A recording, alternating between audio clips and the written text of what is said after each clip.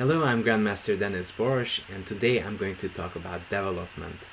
Effective development is when you put your pieces into useful squares, and from there they can put pressure on your opponent's position while also hindering her pieces from developing harmoniously. And if you manage to stop your opponent from activating her pieces, the chance of you checkmating your opponent is very high. So let's look at some games. So let's look at one of these games. It's a quick one actually. Played between Zapata and Anand. E4, E5. Now this is all very classical. In fact, if we're talking about development, we have to look up the scholar's mate. And that is bishop c4, knight c6, queen h5, bishop c5, queen takes f7 mate. Now, if chess would be that easy, we wouldn't be talking about this for too long. Now, in fact, this mating idea, which interestingly in Greek and in the Arab languages is called the Napoleon plan, is easily parried. Because what White is trying to do here is to try to double attack on the f7 square. Now, you can defend against this with queen e7 or g6, so this plan is not really great. But even though this plan by White is a bit flawed, it still points out something, that in the initial position, this square on f7 is super weak, and concurrently the pawn on f2 is also weak. Alright. Let me go back. Or e5. So knight f3, knight f3, knight f6. This is actually the Petrov defense, very popular now. But even though this game was played in 1988, this is still very topical. So what Black is saying is that, okay, you attacked the e5 pawn, developing your knight. Well, I can do that. Chess is a symmetrical game. Knight takes e5, d6, knight f3, knight takes e4, knight c3. So Zapata plays this very ambitious line, which became very popular after Shirov reinvented this whole system. And nowadays everyone takes, and White is getting ready to develop his pieces and going queenside castling. Now, Anand played bishop f5, as he's seen this from a previous game, and in fact, this is a little bit flawed. As White was preparing and putting out pieces, it turns out that Anand is already lost. And we might wonder, why is Black already lost? Well, it's kind of simple. The black king is still in the center and could still be in huge danger. So pause the video now and try to find a way to punish for Black's insolence and the fact that he didn't castle.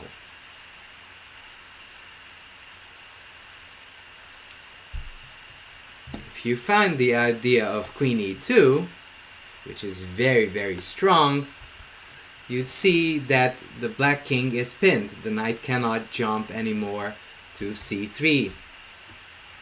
Black is forced to defend it with the pawn, but then White can play d3, and this knight cannot run away because it's pinned. And therefore, White won, Black resigned because he's losing a piece. Now, the other problem is that Black was banking on actually putting the queen in front, but then White has this knight d5 idea, hitting on the queen, and when the queen moves away again, then the same trick, d3, and the knight cannot move away because it's pinned, again, as the black king cannot be in check.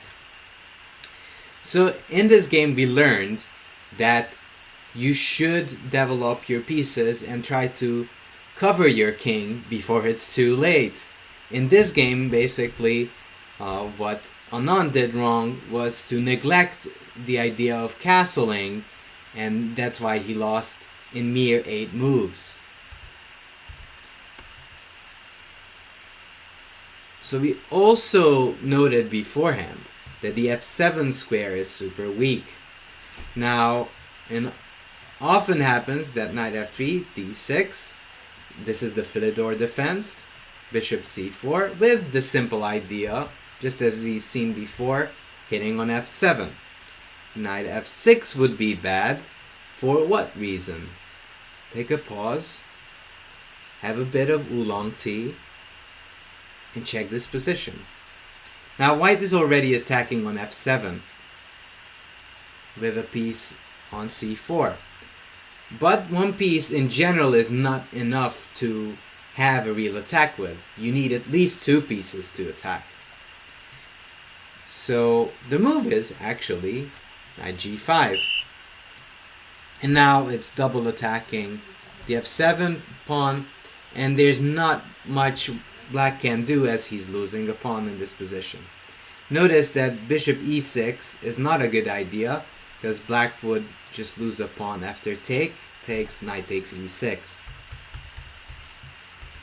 So that's why often they play knight d7, d4.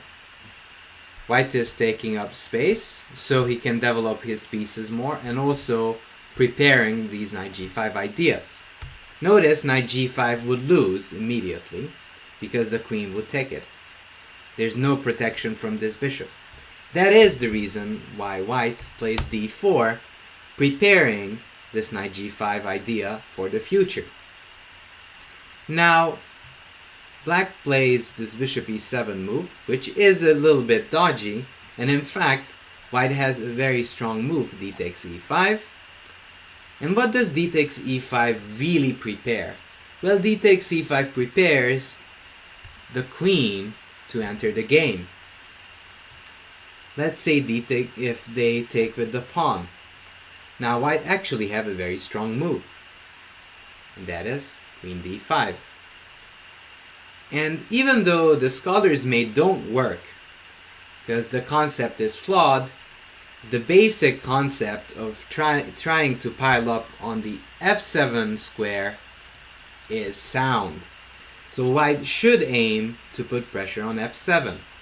And in this case, for example, white is winning because there's no way this black queen can jump over the bishop, because it's kind of illegal, and is forced to move the knight to h6. But here, white has this very strong move of taking this defender, and after the defender is removed, checkmate comes. But that's not the only way black can try to hold the position together. You can take with the knight. Knight takes, d takes e5. And just because some concept doesn't work in one position doesn't necessarily mean it doesn't work in a different position. So here, again, try to find the move, because it's very thematic and might even help you win games in the future. Good luck. And yeah, the move is queen h5. Now this is exactly the same concept as we've seen in Scholar's Mate, but this time, because of this bad bishop on e7, and the reason that black didn't castle yet, white is just in time to win the pawn. Now, note that bishop e6 doesn't work again, because bishop takes e6, and the black king is still pinned, so black cannot take back. And if g6, which would stop the threats for the f7 pawn, white can just take on e5 and be a sound pawn up. There is no other way to defend, or otherwise the f7 pawn just falls. And in general, if your opponent's f7 pawn falls, it is usually the end of the game if you win it for free. Okay, so that is the reason why white is often playing against this f7 square, because as long black is not castled, that can be used to full effect.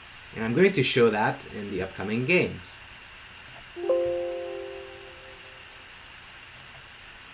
So in this next game, we're going to look at a game played by Paul Morphy and Anderson.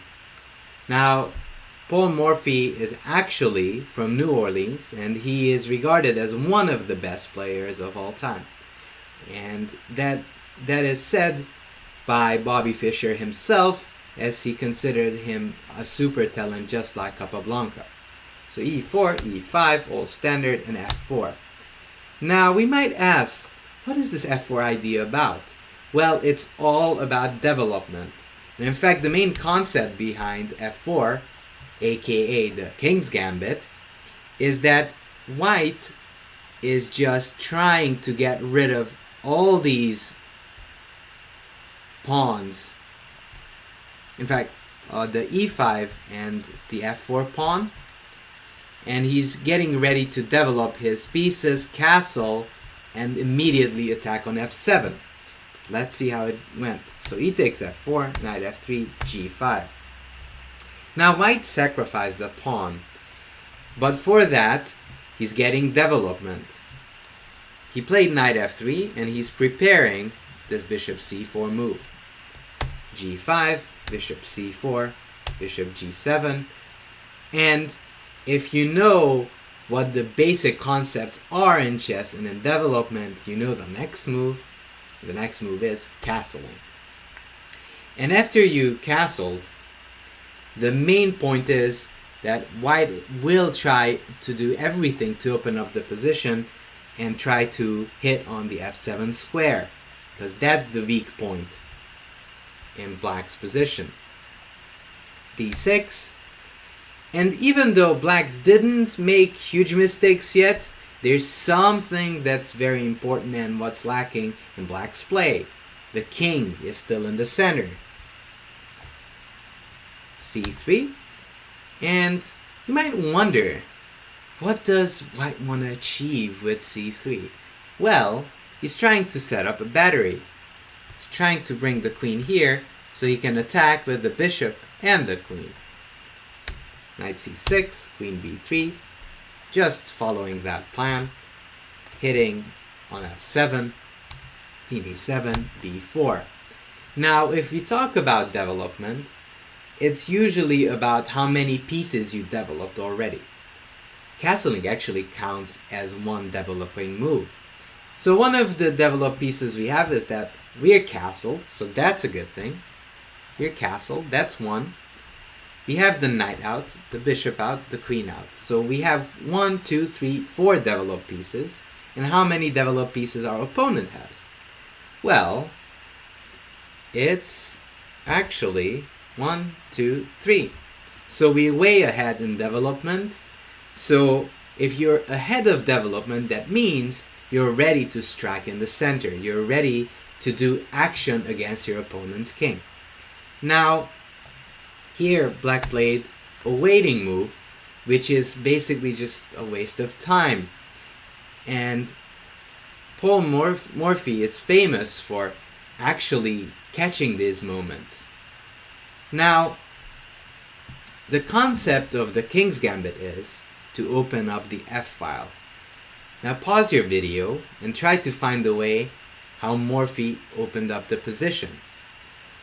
Now, because of these passive pieces on h8 and a8, even if you give away or so-called give a sacrifice, meaning you give a stronger piece for a weaker one, like a knight or a bishop is worth 3 points and a pawn is worth 1, it still might be worth it because the black king might run into big danger already. So what Morphy did is he sacrificed on g5. He gave up a whole piece, which is very interesting. He says, your king is in the center and I want to attack you as soon as possible. And notice it immediately piles even more attackers on the f7. So black needs to act accordingly. So he has to accept this Greek gift. Queen takes g5.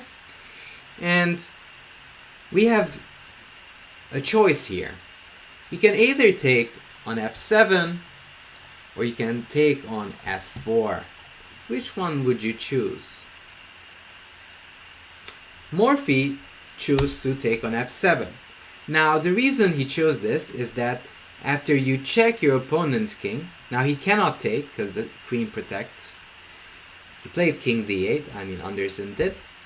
But the main point is that after a check, black cannot castle anymore, meaning he cannot bring another piece, a rook, into the game.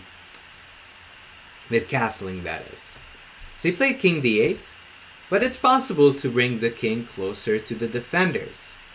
But now we would take on f4, hitting the queen, and also planning to open up the rook in the future.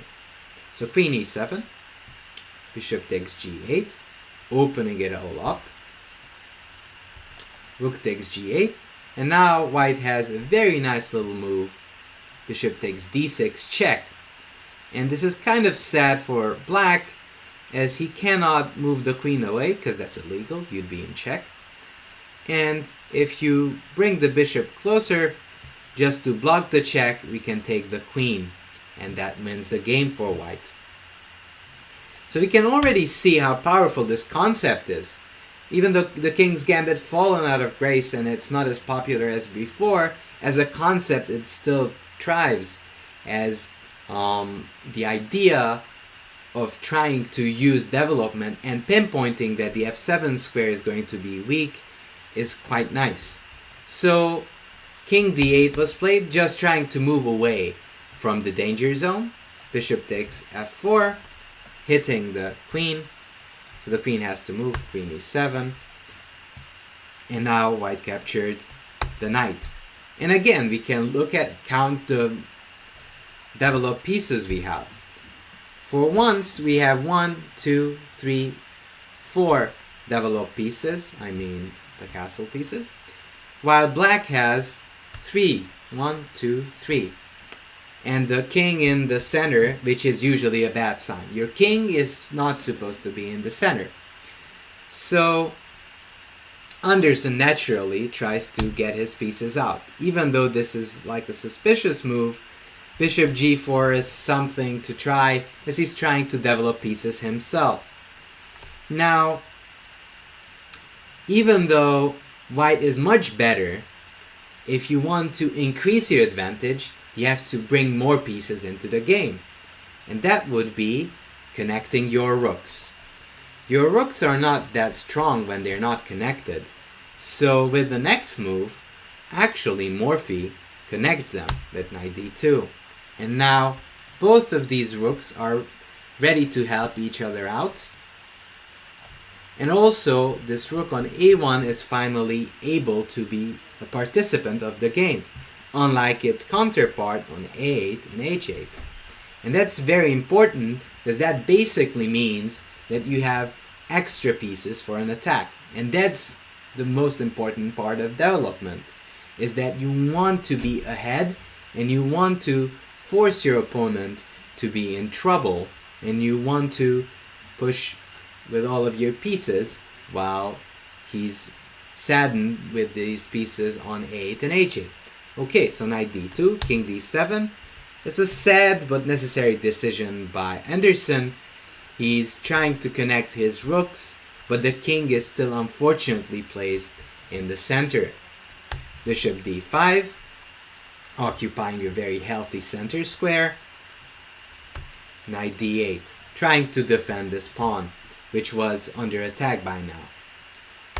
Bishop takes b7, but it still works because the king is so badly placed. Knight takes b7, queen takes b7, a5, bishop takes d6. Another splendid move by Morphy, and that's why actually Bobby Fischer praises him so much, because he sees so much tactics, which we will explore later on in different trainings. So bishop takes d4, c takes d4. Now, you might ask what would happen if queen takes d6. Would happen here? Well, then rook f7 check. Now you can block with the queen, because I would take it with my rook. And if you move the king, then I can take the rook and also take the bishop. Now, if you would take with the king, actually you have mate in 1. Good luck finding it. So bishop takes d4 happened, c takes d4, queen takes d6, rook f7 check. And now Anderson resigned, because if the king moves down, then white can just take. If the king goes up to e6, then white has this nasty little check, which doesn't just give a check, it also defends the rook behind it on f7. Black is forced to play queen d5, and queen takes d5 is checkmate. So what we learned from this game is develop your pieces, and if you see your opponent not developing his pieces and not trying to castle, try to open up the position. Even if it takes some sacrifices or time, you want to open up the position and try to inconvenience your opponent's king. So the next game is also going to be a game by Morphy. And again, a king's gambit. e4, another move that is really heavily favored by Bobby Fischer, the later champion. f4, another king's gambit, takes, knight f3, g5. Now g5 is the old move. It's a little bit risky because even though he keeps the f4 pawn, black does get a weakened pawn structure for the future. Bishop c4, g4. Now black sees that he's going to win a piece, but in this king's gambit structure, white actually gets very big play for them, and you'll see what's the big problem. The king on e8 is still stuck. d4, g takes f3, queen takes f3, bishop h6. So black is trying to stop white from taking on f4, which won't necessarily work. You might ask what happens if queen h4 check, but then we have g3, and if you would take, we can take on f7, king d8, and queen takes f8, checkmate. Bishop h6, castle, c6. Now, the big mistake what this unknown player did against Morphy is he's not developing his pieces. Now, in order to develop your pieces, you do have to move pawns, but you have to move the right ones. Notice that Morphy pushes the d4 and e4 pawns so he can get his bishop out to participate in the game. Black plays c6. Does this really activate black pieces? No, not at all. It actually blocks this knight from entering to c6. So if we know that, actually we can find the right move for black.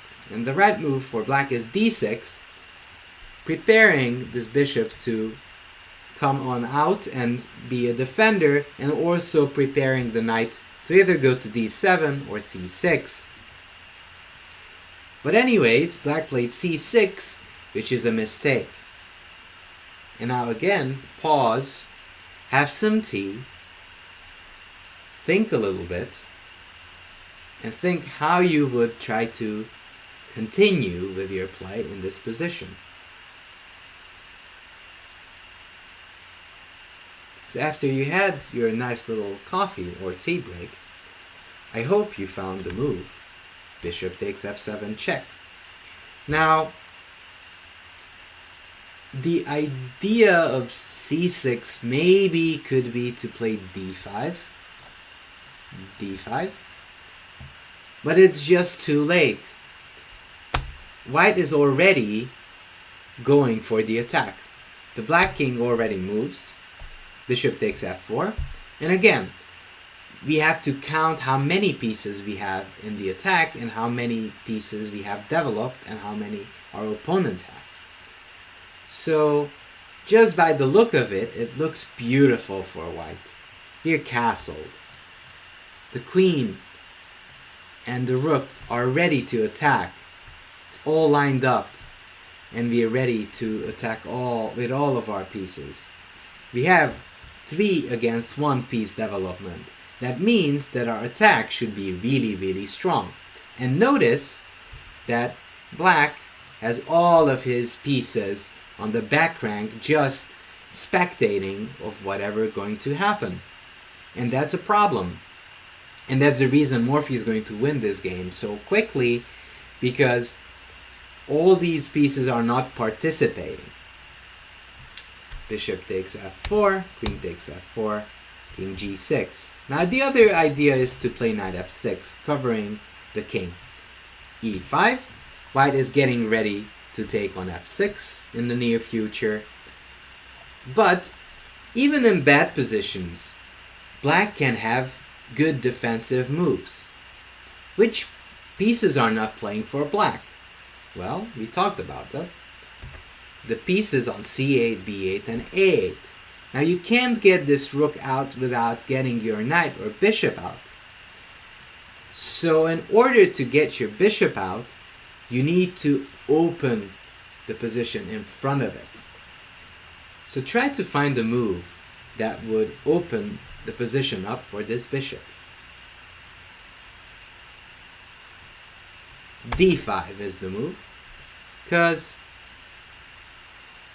in the future, now at least black can hope to get the bishop or knight out on d7. And then black can hope to survive. Just for an example, if white would make a terrible mistake and take, he takes d6 and pass on, which is a topic for a later time, black could go bishop e6, knight d2, and knight d7. And notice how many pieces are defending now the black king. Now black would have 1, 2, 3 pieces developed, and against 3 pieces developed for white. And that would make the position roughly balanced. But obviously Morphy wouldn't take on d6, because he's trying to take something that's worth even more, that knight. So he'd play knight d2, just getting ready to swing the rook into the game. Knight d7, rook a1. And now black is a little stuck, because you don't want to move the knight, because I can take them. And then I just invade to e7. And if the queen moves, the same thing, e takes f6, and the rook is going to invade on e7, and again, black is too late.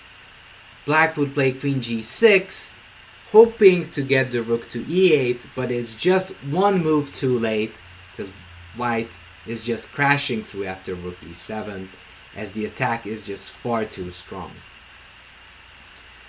So you can see that the main point of development is to try to be quicker than your opponent. Try to castle as quickly as possible, and hopefully quicker than your opponent can.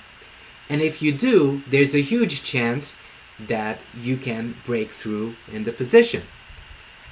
So king g6 was played instead, but obviously I would still prefer knight f6, trying to blockade d5 and trying to get your pieces out.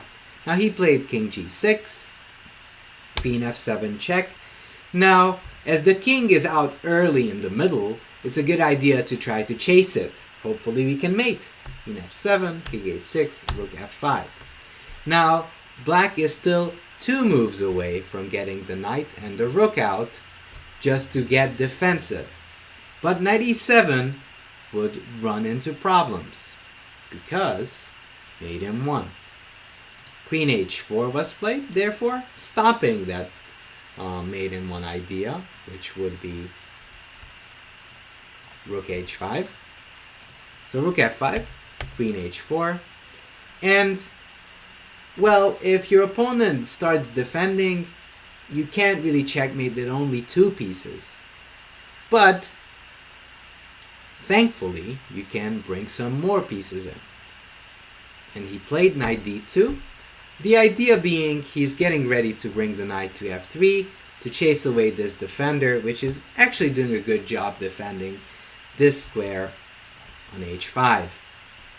Knight d7, doing exactly what I was saying to you. He's trying to get the rook into the game, but it's too late. Now the rook is attacked, but the rook is only worth 5 points, so Morphy plays knight f3, hitting the queen, which is worth 9. The queen has to move, queen g4, rook g5, and sadly the queen has no more squares left, as all of these squares are taken, and if the queen moves, you have checkmate on rook h5, as we've seen before. Has to take on g5, takes, queen takes, king g6, rook f1.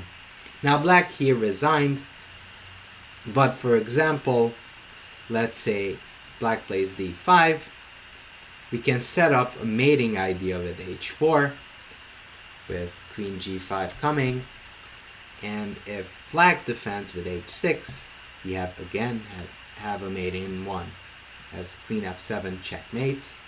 And if h5, we actually have a different kind of mate in 1, which you should find on your own. Today we learned how to develop our pieces effectively and what happens when we don't do it right. Please leave us feedback in the comment section below, and also you can reach us on Facebook, Twitter, and Discord. Thank you for watching and see you soon.